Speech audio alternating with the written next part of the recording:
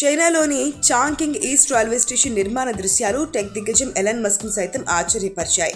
ప్రజా రవాణాపై సాధారణంగా పెద్దగా ఆసక్తి చూపని మస్క్ ఈ స్టేషన్ నిర్మాణానికి సంబంధించిన వీడియోను తన ఎక్స్ ఖాతాలో రీపోస్ట్ చేయడంతో ఇది ప్రపంచవ్యాప్తంగా హాట్ టాపిక్గా మారింది.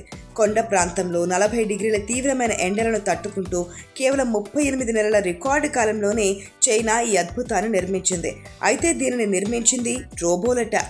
లేజర్ సాయంతో నడిచే AI 5G 4-వీల్ రోబోలు మనుషుల కంటే 3 రెట్లు వేగంగా మిల్లీమీటర్ల ఖచ్చితత్వంతో కాంక్రీట్ లెవెలింగ్ పనులను పూర్తి చేసి కార్మిక ఖర్చులను 40% వరకు తగ్గించాయి.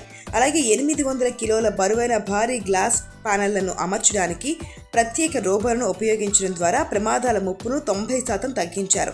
గతేడాది జూన్లోనే ప్రజలకు అందుబాటులోకి వచ్చిన ఈ మెగా స్టేషన్ ఏకంగా 1.22 మిలియన్ చదరపు మీటర్ల వైశాల్యం, 15 ప్లాట్ఫామ్లు, 29 రైల్వే ట్రాక్లతో బీజింగ్, షాంఘై వంటి 14 ప్రధాన నగరాలకు హైస్పీడ్ రైల్ కనెక్టివిటీని కలిగి ఉంది.